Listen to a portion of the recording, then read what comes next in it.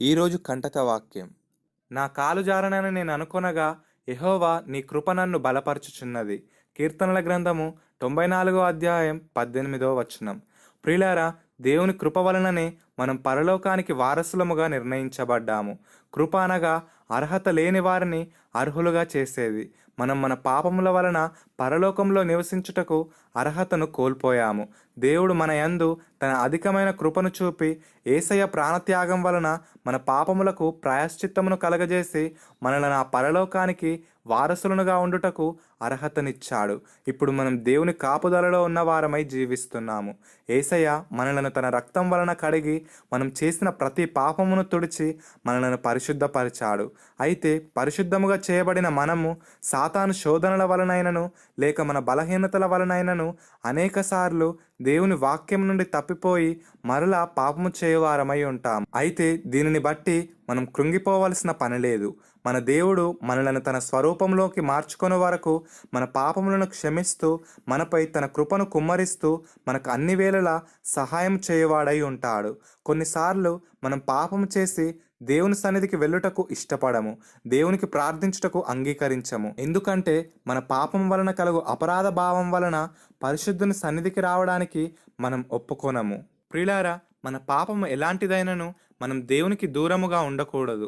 మనం ఆయనకు దూరముగా ఉండడం వలన మనలను మనమే బలహీనులనుగా చేసుకుంటాము. అందుకే మనం దేవుని సన్నిధికి వచ్చి ఆయన సన్నిధిలో మన పాపమును ఒప్పుకొని పరిశుద్ధపరచబడి దేవుని సహాయం వలన ఆ పాపమును శాశ్వతముగా జయించువారమై ఉండాలి. దేవుని వాక్యం ఈ విధంగా సెలవిస్తుంది: నీతిమంతుడు 7 మార్లు పడినను తిరిగి లేచును, ఆపత్కాలమునందు భక్తిహీనులు కూలుదురు అని. ప్రియులారా, మనం బలహీనులమే కానీ మనం భక్తిహీనులము కామని మనం గ్రహించాలి. బలహీనులు పాపములో పడిపోవచ్చు, కానీ పడిపోయిన ఆ స్థితిలోనే జీవించాలని వారు కోరుకోరు. దేవుని సహాయంను తీసుకొని వారి స్థితి నుండి వారు విడుదల పొందుకుంటారు. భక్తిహీనులు మాత్రం అలా ఉండక దేవుని యందు భయమున్నట్టుగా నటిస్తూ పాపములోనే జీవించుటకు వారు ప్రయాసపడుతుంటారు. హీనమైన భక్తి చేసేవారిని మనం భక్తిహీనులని అంటాము. అలా జీవించు వారికి ఆపదలు వచ్చినప్పుడు దేవుడు వారికి సహాయం చేయడు. భక్తిహీనులను, బలహీనులను మనం మన పితరులలో చూసినట్లయితే ఇశ్రాయేలీలకు మొదటి రాజుగా నిర్ణయించబడిన సౌలు రాజు భక్తిహీనునికి నిదర్శనముగా ఉన్నాడు. అతడు దేవుని చేత దేవుని ప్రజలకు రాజుగా నియమింపబడినను దేవుని మాటను లెక్క చేయకుండా తన ఇష్టానుసారముగా ప్రవర్తించి రాజ్యమును కోల్పోయాడు. ఇశ్రాయేలీలకు 2వ రాజుగా నిర్ణయింపబడిన దావీదు భక్తుడు బలహీనునికి నిదర్శనముగా ఉన్నాడు. అతడు బత్షెబా విషయంలో పడిపోయినను నాతాను ప్రవక్త ద్వారా దేవుని హెచ్చరికను విని తన తప్పును తను తెలుసుకొని తన పాపము కొరకై కన్నీటితో ప్రార్థించి ఆ పాపము నుండి విడుదల పొందుకొని దేవుని దృష్టికి నీతిమంతుని వలె జీవించాడు. అందుకే నీతిమంతుడు 7 సార్లు పడినను తిరిగి లేచును అని దేవుని వాక్యం మనకు బోధిస్తుంది. దావీదు నీతిమంతునిగా ఉండుటకు కారణమును మనం గమనించినట్లయితే అతడు దేవునితో ఉండుటకు ఇష్టము గలవాడై ఉన్నాడు. దేవుని శక్తిని పొందుకొని ఆయన కొరకు అనేక శూరకార్యములను జరిగించాడు. అతడు దేవుని సన్నిధిని ప్రేమించి దేవుని ఆరాధించుటకు తృష్ణ గలవాడై ఉన్నాడు. ఇలా దేవుని మిక్కిలిగా ప్రేమించి దేవునితో ఉండుటకు దావీదు ఇష్టపడ్డాడు.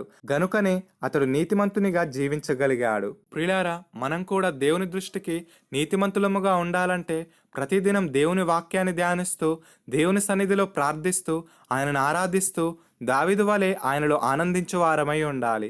దేవుణ్ణి ప్రేమించువారు మాత్రమే పరిశుద్ధముగా జీవించుటకు ఇష్టపడతారు. ఒకవేళ మనం దేవుణ్ణి ప్రేమించినట్లయితే పాపాన్ని ప్రేమించువారమై ఆ పాపము కొరకు ప్రయాసపడుతుంటాము. పాపం వలన మనం పరలోకాన్ని కోల్పోతాము. అందుకే పాప స్వభావాన్ని విసర్జించుటకు పరిశుద్ధమైన దేవుని వాక్యాన్ని మన హృదయంలో ఉంచుకొని ఆ వాక్యానుసారముగా జీవించుటకు ఇష్టపడదాం. దేవుని వాక్యము మనకు వెలుగై ఉన్నది. ఆ వెలుగులో జీవిస్తూ పాపపు చీకటిని జయించువారమై ఉందాం. దేవుడు మనకు మంచి కాపరి అయి ఉన్నాడు. మనలో ఎటువంటి బలహీనతలున్నను వాటి నుండి సంపూర్ణముగా మనలను విడిపించి మనలను బలపరుస్తాడు. అందుకే మంచి కాపరి అయిన దేవుణ్ణి నిత్యము ఆశ్రయించు వారమై జీవిద్దాం. ఈ వాక్యము దేవుడు మనకు తోడై మన ప్రతి బలహీనతల నుండి మనకు విడుదల కలిగిస్తాడని తెలియజేస్తుంది. కనుక ఈ రోజంతా ఈ వాక్యాన్ని ధ్యానిస్తూ దేవుని దృష్టికి నీతిమంతుల వలె మారుదాం. దేవుని కృప దావీదుకు తోడై ఉండినట్లు మనకును తోడై మనలను నిత్య రాజ్యమునకు నడిపించునుగాక. ఆమేన్.